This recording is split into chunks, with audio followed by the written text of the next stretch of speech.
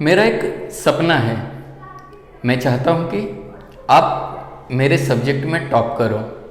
मेरे सब्जेक्ट में यानी कि हिस्ट्री में और ज्योग्राफी में। मैं चाहता हूँ कि जो भी बच्चा मुझसे पढ़ रहा है यूट्यूब पे, वो कुछ अच्छा करे, तभी तो यूट्यूब पे पढ़ाने का और पढ़ने का फ़ायदा होगा। मैं चाहता हूँ कि बच्चों आप 90 के ऊपर मार्क्स लेके आओ मेरे सब्जेक्ट में, तब मुझे काफ़ी अच्छा लगेगा कि मुझे लगेगा कि हाँ, जो मैंने मेहनत किया है इसका कुछ फ़ायदा हुआ है।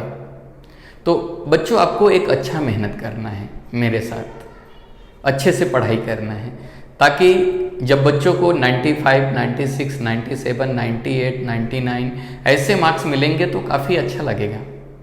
आप एग्ज़ाम दे के आओगे, कमेंट करोगे कि रिज़ल्ट के दिन आपका रिज़ल्ट आएगा, बोलोगे सर मेरा एग्ज़ाम अच्छा गया, रिज़ल्ट के दिन रिज़ल्ट आएगा।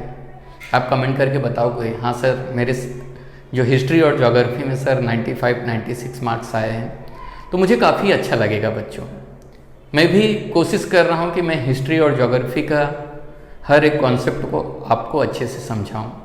इसलिए बच्चों वीडियो को अच्छे से पूरा देखो, अच्छे से समझो। मैं आपको अच्छे से गाइड करूँगा ताकि आपको अच्छे मार्क्स मिल जाएं। इसलिए मैं आपको मैप पढ़ा रहा हूँ, MCQ पढ़ा रहा हूँ। मैं कोशिश करूँगा कि आंसर क्वेश्चन भी आपको समझाऊँ ताकि आप स्कोर कर पाओ, आसानी से स्कोर कर पाओ फुल मार्क्स। तो चलो लेक्चर शुरू करते हैं। अभी तक मैंने आपको 7 चैप्टर तक MCQ पढ़ा दिया है। आज के इस वीडियो में मैं जो 8 चैप्टर है जिसका नाम है इकोनॉमी एंड ऑक्यूपेशन, उसका MCQ कराऊंगा। इसमें सिर्फ 3 फिल इन द ब्लैंक्स हैं। MCQ बहुत इंपॉर्टेंट है, सारे MCQ आपको अच्छे से करना है। तो चलो समझते हैं। क्वेश्चन नंबर फर्स्ट है fill in the blank with appropriate word. आपको फिल इन द ब्लैंक करना है। पहला है India's per capita income is less than Brazil due to. मतलब यहाँ पे क्वेश्चन पूछ रहा है, पहले क्वेश्चन का मतलब समझो। इंडिया का जो पर कैपिटा इनकम है, पर कैपिटा इनकम का मतलब होता है एक पर्सन का इनकम, एक किसी सिंगल पर्सन का इनकम को पर कैपिटा इनकम कहा जाता है। तो यहाँ पे इंडिया का जो पर कैपिटा इनकम है वो ब्राजील से कम है, तो क्यों है, उसका क्या रीज़न है, किस रीज़न से इंडिया का पर कैपिटा इनकम कम है। आपको एग्जांपल से समझ लो, समझ में आ जाएगा। मान लेते हैं कि इंडिया का अर्निंग जो है वो 20,000 रुपये होता है। इंडिया जो है कितना एक महीने में अर्निंग करता है, टोटल सबका अर्निंग जितने लोग कमा रहे हैं सबका अगर जोड़ दिया जाता है। एक छोटा एग्जांपल लेते हैं समझने के लिए। इंडिया 20,000 अर्निंग करता है, 20,000 है ना, और ब्राज़ील जो है 10,000 अर्निंग करता है। लेकिन अभी बच्चों हुआ क्या कि इंडिया में पॉपुलेशन ज़्यादा है ना। अगर मान लेते हैं इंडिया में मान लेते हैं एक फैमिली का इनकम 20,000 है और ब्राज़ील का एक फैमिली है उसका इनकम जो है 10,000 है। तो मान लेते हैं जो यहाँ पे मैं इंडिया लिख देता हूँ, इंडिया, और ये हो गया आपका ब्राज़ील। समझ में आ गया। तो इंडिया का जो इनकम है वो कितना है, इंडिया एक फैमिली है उसका इनकम 20,000 है, ब्राज़ील का जो है वो 10,000 है। तो इंडिया के पास मान लेते हैं 10 लोग हैं। इंडिया की फैमिली थोड़ा बड़ी है ना, बहुत ज़्यादा बड़ी है, और ब्राज़ील के पास 2 फैमिली हैं। तो अभी यहाँ पे जब 10 से डिवाइड करोगे 20,000 को तो आएगा 2,000, और इसको डिवाइड करोगे तो आएगा 5,000।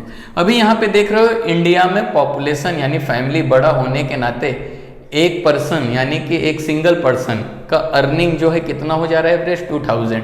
यहाँ पे एक पर्सन का अर्निंग कितना हो रहा है, एक ब्राज़ील कितना अर्निंग कर रहा है 10,000। अगर 2 लोगों में बांट दोगे तो कितना मिलेगा, 5,000 मिलेगा। इंडिया की अर्निंग 20,000 है लेकिन 10 लोगों में डिवाइड हो जा रहा है, तो इसलिए 2,000। तो यहाँ पे इंडिया का अर्निंग ज़्यादा है लेकिन जो पर कैपिटा इनकम है वो ब्राज़ील से कम है।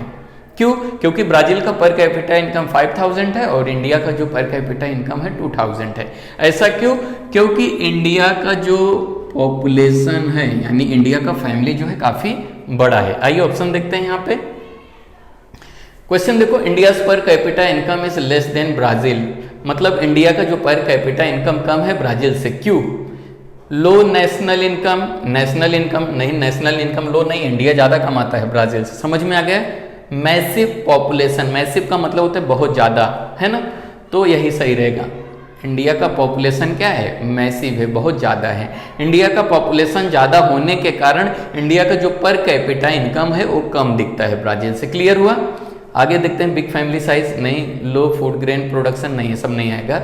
आंसर है इसका मैसिव पॉपुलेशन। नेक्स्ट क्वेश्चन देखते हैं, the economy of Brazil is mainly dependent on the dash activities there. अगर हम बात करें ब्राज़ील में तो वहाँ पे कौन सा वर्क ज़्यादा किया जाता है, इकोनॉमी समझ में आ गया, वहाँ के पर्सन जो भी हैं किस वर्क में ज़्यादा इंगेज हैं। तो पहले बात करते हैं प्राइमरी जो होता है एग्रीकल्चर। अगर आप एग्रीकल्चर में काम करते हो, एग्रीकल्चर रिलेटेड वर्क करते हो तो उसे प्राइमरी सेक्टर कहते हैं। सेकेंडरी सेक्टर क्या होता है, जिसमें आपके फैक्ट्री वगैरह आते हैं, है ना। टर्शरी जो होता है वो होता है सर्विस सेक्टर, और क्वार्टनरी जो होता है वो होता है प्रोफेशनल का सेक्टर, जो बहुत एक्सपर्टाइज रहते हैं। तो अगर हम बात करें ब्राज़ील में, तो ब्राज़ील का जो इकोनॉमी है वो है टर्शरी, यानी कि वहाँ पे सर्विस सेक्टर में लोग ज़्यादा काम करते हैं। समझ में आ गया, ब्राज़ील में सर्विस सेक्टर में लोग ज़्यादा काम करते हैं। नेक्स्ट आता है, the economies of India and Brazil are of the dash type. India और ब्राज़ील का जो इकोनॉमी है वो कौन से टाइप का है, ऑप्शन देखते हैं। अंडर डेवलप, इंडिया और ब्राज़ील का जो इकोनॉमी है क्या अंडर डेवलप है, यानी इंडिया और ब्राज़ील पुअर है, नहीं ना। नेक्स्ट देखते हैं, डेवलप्ड यानी अमीर हो जाना, है ना, पूरी सुविधाएं हो जाना, अमीर हो जाना। तो इंडिया और ब्राज़ील डेवलप्ड कंट्री है, नहीं, है ना। थर्ड है डेवलपिंग, इसका राइट आंसर यही है। इंडिया और ब्राज़ील का इकोनॉमी कैसा है, डेवलपिंग कंट्री है। डेवलपिंग कंट्री न तो गरीब है न तो अमीर है, रास्ते में है ना, मिडिल, समझ में आ गया, उसको बोलते हैं डेवलपिंग कंट्री। तो इंडिया और ब्राज़ील कौन सी कंट्री है, डेवलपिंग कंट्री। हाईली डेवलप मतलब बहुत ज़्यादा डेवलप्ड हो जाना। क्लियर हुआ? तो ए आप अपने बुक में टिक मार लो, अच्छे से लिख लो। बच्चों एमसीक्यू अच्छे से करो, आपको अच्छे मार्क्स मिलेंगे। वीडियो कैसा लगा कमेंट करके ज़रूर बताइए।